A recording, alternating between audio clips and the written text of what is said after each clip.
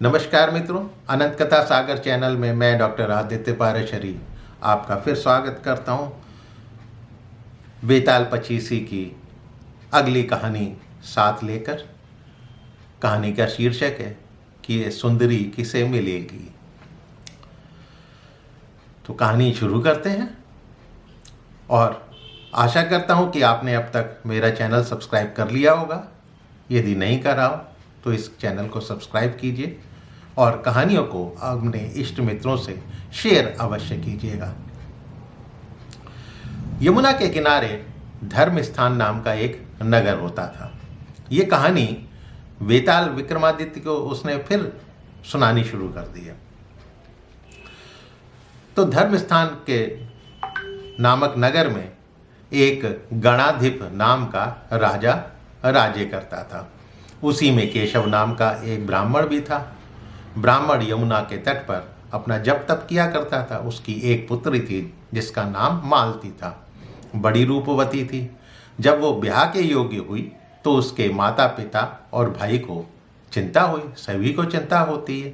संयोग से एक दिन जब ब्राह्मण अपने किसी यजमान की बारात में गया था और भाई पढ़ने गया था, तभी उनके घर में एक ब्राह्मण का लड़का आया। लड़की की माँ ने उसके रूप और गुणों को देखकर उससे कहा कि मैं तुमसे अपनी लड़की का ब्याह करूंगी। उधर ब्राह्मण पिता को भी एक दूसरा लड़का मिल गया था और उसने उस लड़के को भी यही वचन दे दिया। उधर ब्राह्मण का लड़का जहाँ पढ़ने गया था वहाँ पे एक लड़के से भी यही वायदा कराया।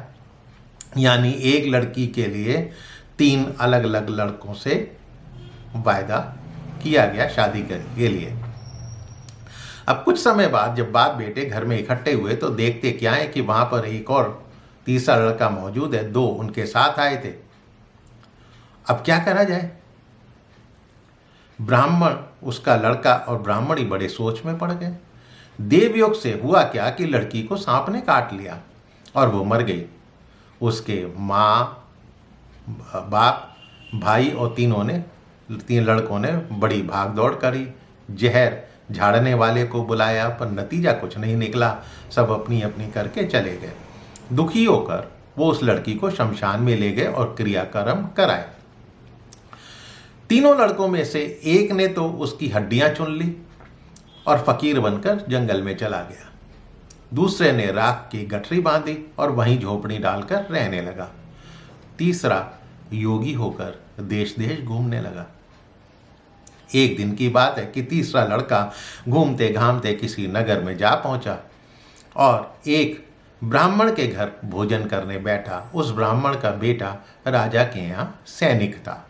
भोजन के दौरान ही कुछ सैनिक ब्राह्मण के बेटे के शव लेकर आए और वो सभी घटना ब्राह्मण को बता दी, जिसके कारण उसका बेटा मरा था।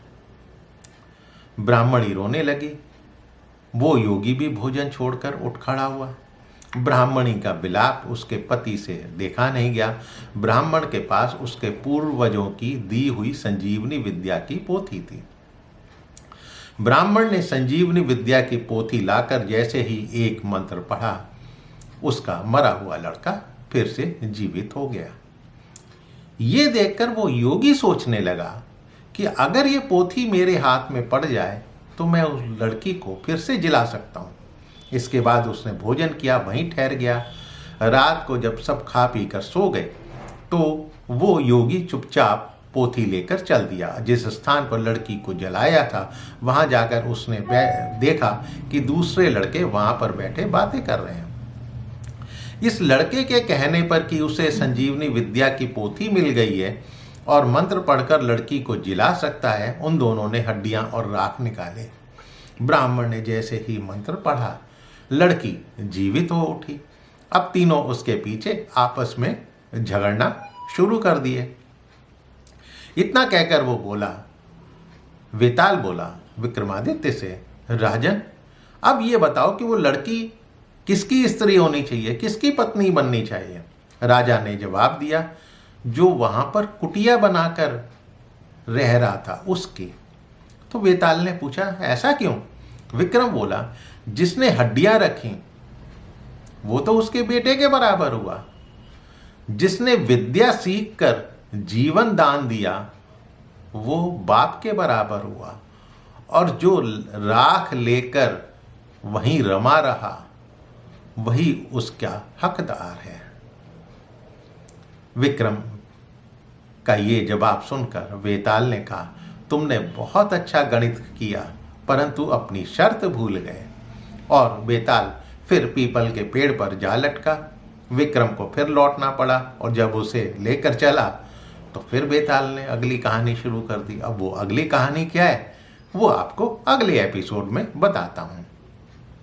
तो मित्रों, आ रही है ना पसंद ये विक्रम वेताल की हमेशा अमर रहने वाली कहानियाँ? ये कभी मिटनी नहीं है। यही तो हमारे सनातन धर्म की एक खासियत भी है कि हमारे यहाँ पता नहीं कितने बरसों बरसों से कहानी, किस्से, कथाएं, काव्य लिखे हुए हैं जो कि हम लोग भूल चुके हैं। तो मित्रों, अगली कहानी के लिए थोड़ा सा इंतजार कीजिए।